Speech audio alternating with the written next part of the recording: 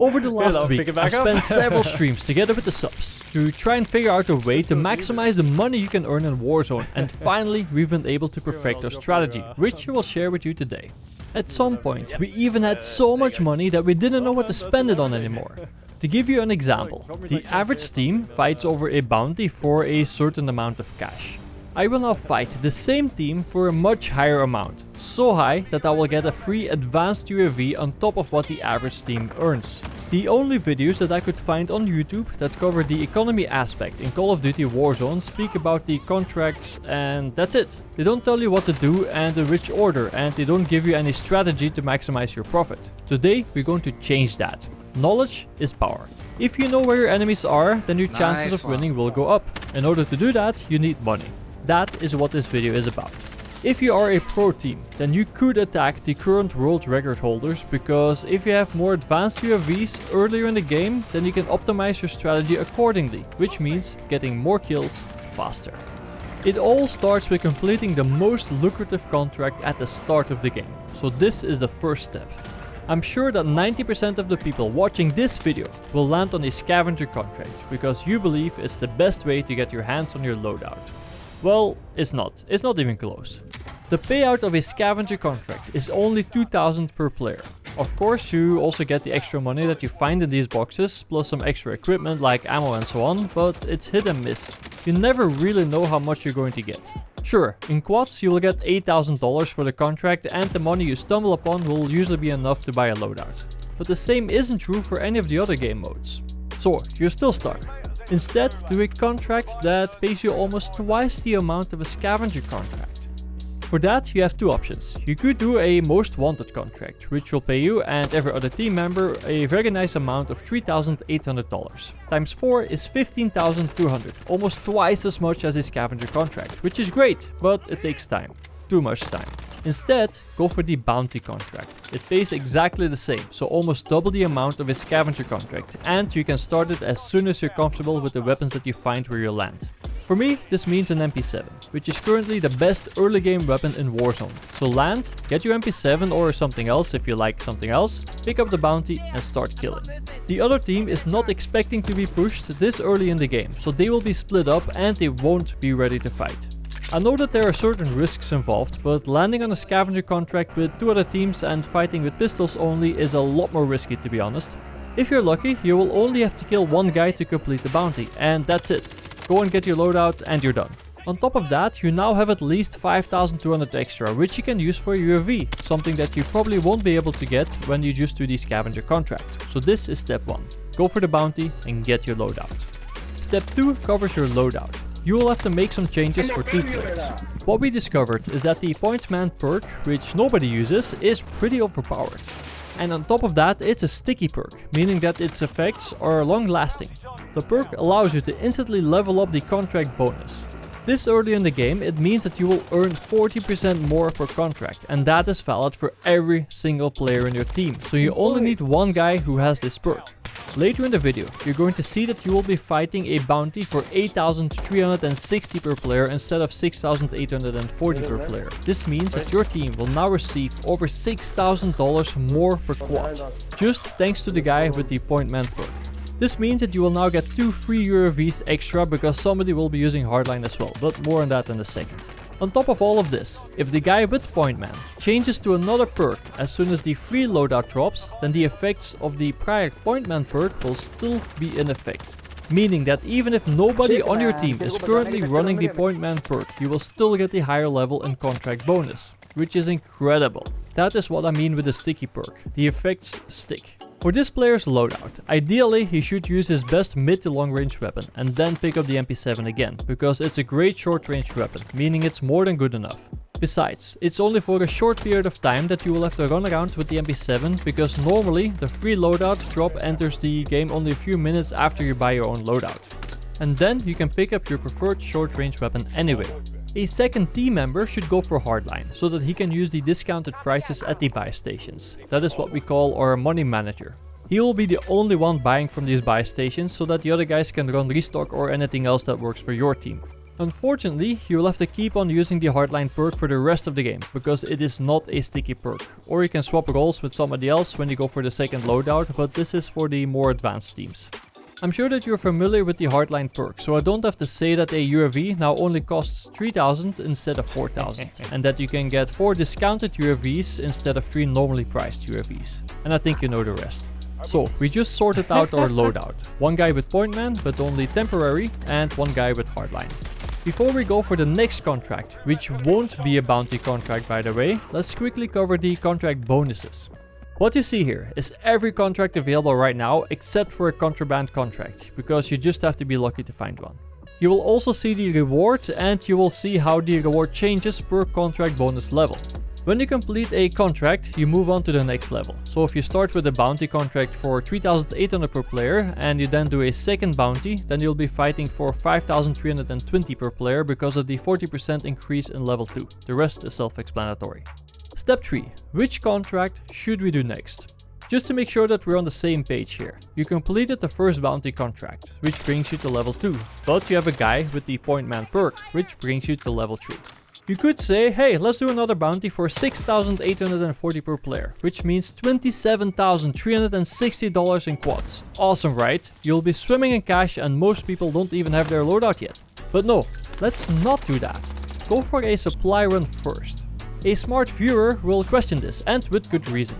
I just told you to go for the lowest reward contract, and I've been telling you all along to go for the highest reward one. How does that make sense?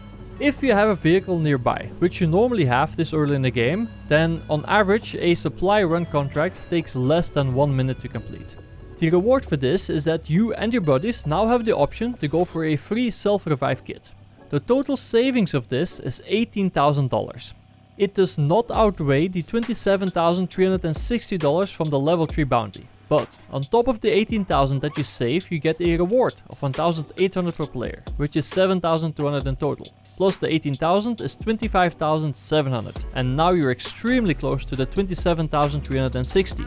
The difference is only $1,660. The main advantage is that now, thanks to this small minute, you're now fighting with your entire quad on self-revives versus a quad that isn't even remotely capable of doing this.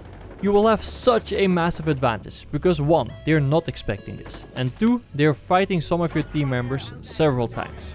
But it doesn't stop there. After the supply run contract, you're going to do that bounty contract that you would have otherwise picked up instead of the supply run contract. Since you're now at level 4, thanks to the quick and easy supply run you just did, you will now be fighting over 8,360 per player. In other words, instead of fighting the same team for 6,840 per player a minute ago, you're now fighting them for 8,360 per player. So why would you want to fight them for 6,000 if you can fight them for 8? Now you will be making 33,440 in total instead of 27,360, a difference of $6,080. And your chances of winning against that team are much higher with 4 guys on self-revives. This means that you'll be getting an advantage of 33,440 for the level 4 bounty plus 25,700 for the level 3 supply run, which is 59,140 versus only 27,360 for the level 3 bounty, and all it took was a supply run contract. It took less than a minute and there were basically no risks, and the time versus reward equation is just through the roof. Regarding the supply run contracts, keep in mind that you do have a very powerful extra option or strategy available depending on which buy station it selects. If you pick up the supply run contract and it designates a buy station in the very center of the map, then I would send one of my teammates there with his car, let them drive past the buy station and get back to your location. In the meantime, the rest of the team will continue looting and get close to a bounty contract which we saw on the map before picking up the supply run contract. That way, we have an extra trick up our sleeve. Just to be clear, the guy going for the buy station literally just has to drive past. He doesn't even have to get out of his vehicle, so he's relatively safe, especially with a trophy system on his car. The specific buy station and the bonus that comes with the supply run contract will remain active as long as the station lies within the playable area. So for example, imagine that you completed the supply run, you all ended up in the gulag and you are the only one who made it out. You just land on the buy station and you can then buy back one of your teammates. The guy who got revived can then do the same thing, so he can buy back guy number 3 for free. And that guy can actually do the same thing for guy number 4. So guy number 4, when he comes at the buy station, he can just get a free self-rest, for example. This is where the true power of the supply run lies. It is not a sticky perk, but it has sticky benefits. The ability to buy back your entire team almost instantly for free is incredibly powerful. Arguably, the benefit of being able to do that outweighs the benefit of the 18,000 that you save for these self-revive kits early game, but it all depends on your strategy and the location of that buy station. Everything I just explained happens very quickly in game, so the first bounty, buying your loadout, the supply run contract and then the second bounty all happens at a rapid pace. Most of the time I get the free loadout after the second bounty, so I'm sure you can see which enormous advantage you can give your team by following this money making strategy. So this is actually the moment where you can go from your point man loadout to restock, for example. The economy aspect in many video games is incredibly important, and for most games it usually means the difference between winning and losing. The same is actually valid for Warzone, but nobody really uses the economy system properly. People just spend the cash they find and that's it. With this strategy, one guy is going to give you a 40% boost early game, and the other guy is going to give you a 25% discount if you only go for UAVs, for example. This means that your entire team will now perform all other teams with 65%. There are players out there that buy a higher refresh rate monitor to get a 5 to 10% performance boost according to Nvidia's KDR research. I just gave you 65%. I think I just saved you a lot of money, right? I know that I'm pulling this out of context, but I'm sure that you know what I mean. There are a few extra things that you can do when using this strategy. First of all, realize that after this strategy you're now fighting over level 5 contracts, which means $9,500 per player, which is an insane amount of cash, and the first free loadout only just entered the game. If you use your old strategy of going for the scavenger contracts and then a bounty, then you'll be fighting over a level 2 bounty for 5,320 per player instead of a level 4 with 8,360 per player. Why would you do that? You will earn an extra $12,160 for your entire quad. That's a free advanced UAV together with another free UAV for later, and you're probably killing the exact same guys. I'm sure that you can see where I'm going with this. I even broke my own personal record of solo versus duos with a variation of this strategy, so the possibilities are endless. One thing that I will do from now on in quads is keep 13,500 in my pocket and in the pockets of my teammates, just so that one guy can revive everybody else instantly if the supply run buy station is not located in the center of the map. And why? Just because we can. Before we realized that we should do this, we were buying armor boxes just to get 2 extra plates, because we just didn't know what to do with all the cash. So to summarize, for your loadouts, one guy with point man to drastically increase your income and one guy with hardline to drastically decrease your costs. For the contracts, first go for a bounty, get your loadout, do a supply run and get the self-res or not, and then do another bounty and then go for the free loadout. What you do afterwards depends on your team. Usually I keep on going for the bounties because I want to kill as many people as possible, but that's all up to you. I was very surprised that I could not find a YouTube video that even remotely showed something like this, especially this long after the game got released. But I'm glad that you now finally have something to guide you.